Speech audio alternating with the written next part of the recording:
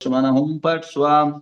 ओम नमो रते भगवते शिव प्रक्षिणाक्ष शांतिनाथ शांति स्वरूपम सर्वगुण संचालन ओम राम ह्रीम रूम राम असियावसा गुणधर नंदी नाम देश सर्व शांतिम तुष्टिम पुष्टिम रिद्धिम सिद्धिम आरोग्य संपदाम कुरकुरुरिम बषट नमः स्वाहा। ओम नमो भयवदो वड्डमानसरिसं चक्रम जलतम गच्छे आयासम पायासम जैवा विवादेवा तम्यन्वा रनिंगिन्वा रायन्वा मोहिन्वा सवजीव सत्तानम अपराजितो भवतु भवतु रख रख स्वाहा।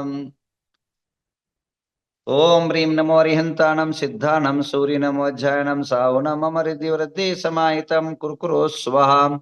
ओम ह्रीं नमो अरिहंताणं सिद्धाणं सूर्यनमो अध्यायनं सावनं मम हृदि वृद्धि समाहितं कुरकुरो स्वाहा। आइए महामस्तकाभिषेक अब केवल कुछ ही दिनों का इंतजार शेष है। जीवन के अंदर ऐसे अवसर, ऐसे संधि, ऐसे योग, ऐसे नियोग, ऐसे महोत्सव विरले ही या कभी कभार युगांतर तक आपको साक्षी बनने का योग संयोग प्राप्त होता है। अब जो जो लोग चौका लगाने वाले हैं वे अपने नाम दे चुके हैं और जो लोग यहाँ आना चाहते हैं रूम बुक हो रहा है और बाद में रूम मिलना थोड़ा कठिन हो जाएगा। एक 4-5 दिन 8 दिन के अंदर ही आप लोग रूम बुक कर ले। आपको केवल मंडप से मात्र जो है 200 फुट के ऊपर अभी एक बिल्डिंग पूरा फुल हो गया है। जो यात्री निवास कम से कम केवल वहां अटैच्ड रूम थे वे सारे जो है एक रूम पूरा फुल हो गया है। उसके बाजू में दूसरा बिल्डिंग है जिसमें वो पूरा यात्री निवास फुल हो गया है।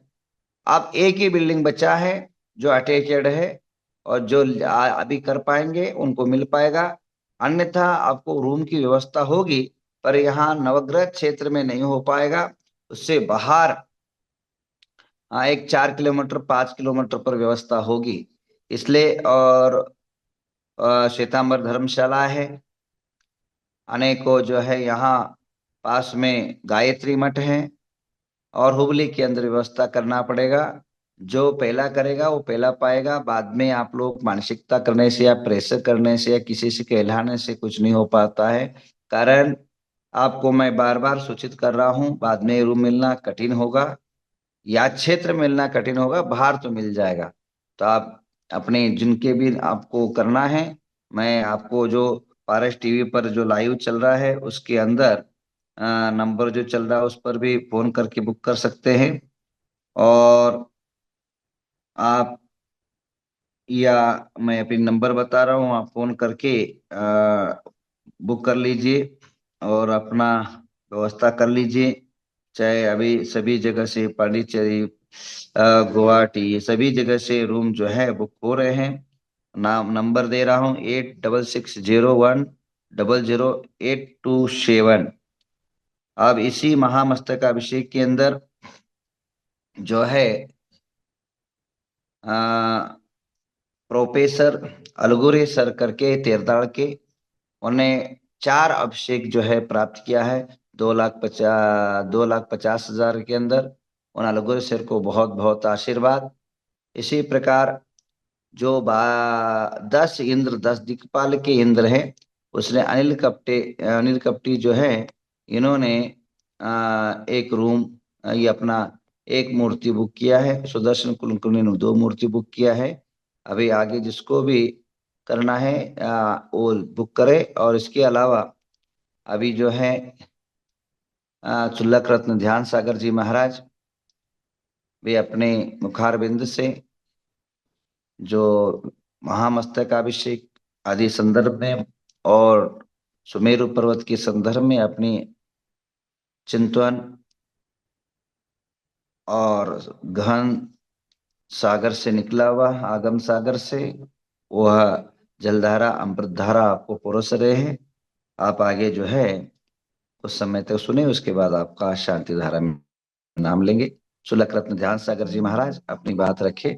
नमो अरिहंताणं प्रातःकालीन वेला है। जिनालयों में चहल पहल, अभिषेक पूजा का एक वातावरण है।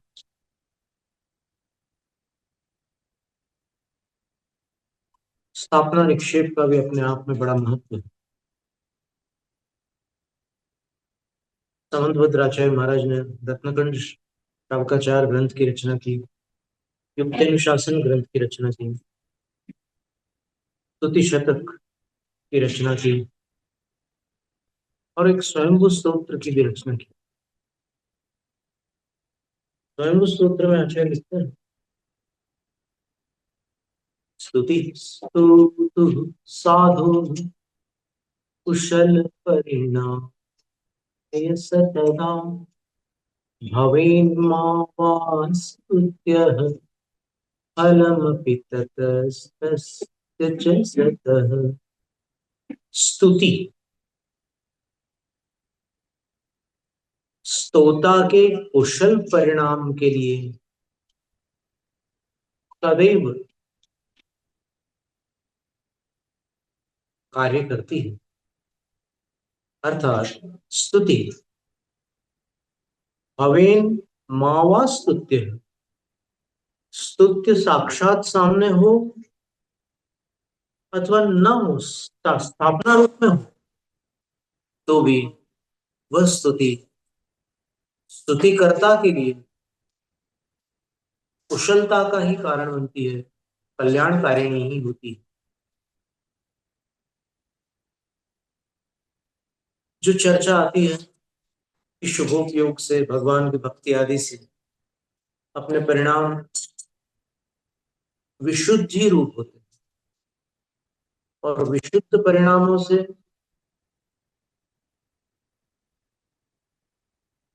पापों की निर्जरा होती है, पुण्य का संचय होता है और अपने सारे लौकिक कार्य सिद्ध होते हैं। वस्तुतः ये कथन सत्य तो है, पर इसके अतिरिक्त कुछ और भी इसमें सम्मिलित करने योग्य है। विशुद्धि के विषय में जैन सिद्धांत कहता है, एक त्रैकालिक नियम है कि जब विशुद्धि अनंत गुणी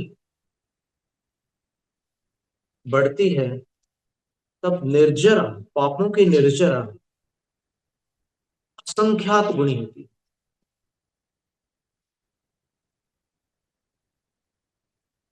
तो विशुद्धि केवल पुण्य बंध का कारण नहीं है, निर्जरा का भी कारण है। अब विशुद्धि क्या वस्तु है, विशुद्धि की परिभाषा क्या है? तो धवला की छठी पुस्तक में लिखा है, आत्मा के जिन परिणामों से साता आदि पुण्य प्रकृतियों का आगमन हो, वह विशुद्धि है। और ये विशुद्धि विभिन्न स्थानों में अवस्थित है। विशुद्धि के अनेक अनेक स्थान हैं। धवला की छठी पुस्तक में लिखा है कि विशुद्ध परिणामों से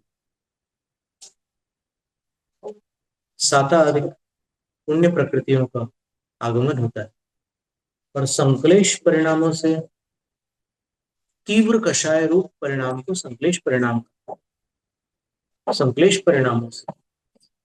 देखिए, विशुद्धि में दोनों बातें, मंद कषाय रूप परिणाम भी हो सकता है और फिर अकषाय परिणाम भी हो सकता है, क्योंकि 11वें गुण स्थान में भी विशुद्धि पाई जाती है, 12वें में भी पाई जाती है।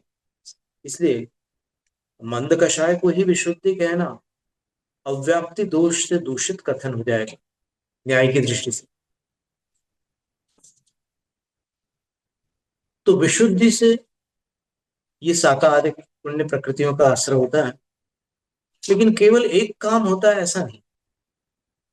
सर्वार्थ सिद्धि ग्रंथ में पूज्यपाद आचार्य महाराज ने लिखा है कि तप तो देव लोकादिक का कारण है, तप से तो देव गति प्राप्त होती है, तो तप से निर्जरा क्यों बता रहे हो आप? तो फिर आचार्य पूज्यपाद स्वामी जो उत्तर देते हैं, उस उत्तर को अपन अगर सरल भाषा में प्रस्तुत करें तो वो ये है कि तुम्हें किसने कह दिया कि तप से एक ही काम होता है? तप से संवर भी होता है, तप से निर्जरा भी होती है, और तप से सातिशय पुण्य भी होता है। तीनों काम होते हैं।